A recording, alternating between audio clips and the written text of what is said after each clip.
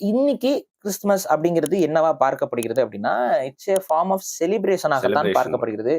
இயேசு கிறிஸ்து பிறந்த நாள் அப்படிங்கிற கான்செப்டையும் இன்னைக்கு ஒரு பக்கம் ஓரம் வச்சுட்டு, இன்னைக்கு என்ன பண்ண ஆரம்பிச்சுட்டாங்கன்னா, அது வந்து அ ந எல்லா கம்பெனியும் வந்து ஆஃபர் குடுக்குற நாளா மாறிடுச்சு. Shopping spree. ஷாப்பிங்க்கான ஒரு நாளா மாறிடுச்சு. அள்ளி போடு.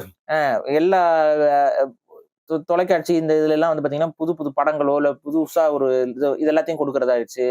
ச இதுல வந்து கேமிங் இண்டஸ்ட்ரியில வந்து பாத்தீங்கன்னா, இது ஒரு பெரிய ஈவென்ட்டா மாறிருச்சு. ஓகே. கிறிஸ்மஸ் ஏன்னா அன்னைக்கு செம்ம காஸ்ட் கம்மியா? ஆமா. சிடிஸ் நீங்க வாங்குறது. வந்து கேமிங் இண்டஸ்ட்ரிலயுமே வந்து பாத்தீங்கன்னா, பெரிய ஆஃபர் வந்து கிறிஸ்மஸ் ஆஃபர் தான். கிறிஸ்மஸ் ஆஃபர் தான் வந்து பாத்தீங்கன்னா, உங்களுக்கு அதிகப்படியான ஆஃபர்ல இந்த கேமிங் இண்டஸ்ட்ரி லொட்டுலோஸ்க்கு எல்லாமே போகும். இது எல்லாமே அதான் சொல்றேன். எல்லா ஃப்ளைட் கார்ப்பரேட்ஸோடைய ஃபேர், டாலர் எல்லாமே எல்லாமே ஒரு ஈஸியா இருக்கும். அதேபோல டூரிசமும் வந்து பாத்தீங்கன்னா, அந்த கிறிஸ்மஸ் டைம்ல வந்து பயங்கரமா பூம் ஆகக்கூடிய ஹாலிடேஸ். Holidays season.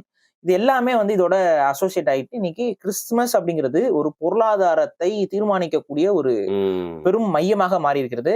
இப்ப நீங்க ஒண்ணுமே இல்ல, சென்னையில இருக்கக்கூடிய முக்கிய மால்கள் எல்லாத்துக்கும் போய் பாருங்க, கிறிஸ்துமஸ் டெக்கரேஷன் பனிய கொட்டுற மாதிரி பஞ்ச ஒட்டி வச்சிருக்காங்க ப்ரோ.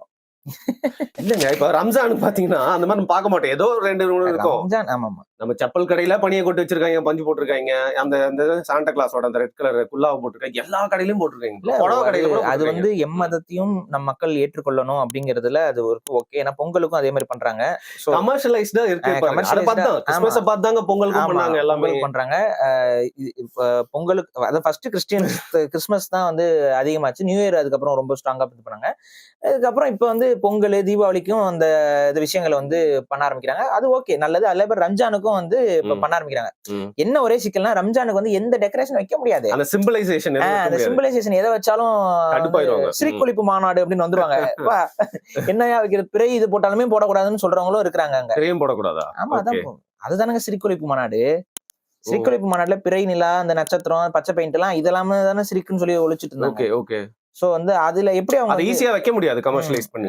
அப்ப அந்த கமர்ஷியலைஸ் பண்ண முடியாதுங்கறனால அப்பயும் ரமலான் வாழ்த்துக்கள் அப்படின்னு சொல்லி போட்டு அந்த இதை மட்டும் தொங்க விட்டு இருப்பாங்க. சோ அதனாலதான் அந்த ரெஸ்ட்ரிக்ஷன் இல்ல. நீங்க வந்து சிம்பிள்ஸ் கொண்டு வரலாம்ங்கிற மாதிரி இருந்துச்சுன்னா வச்சிருப்பாங்க. அங்கேயும் வியாபாரத்தை பார்க்க முடிஞ்சா பார்த்திருப்பாங்க கண்டிப்பா.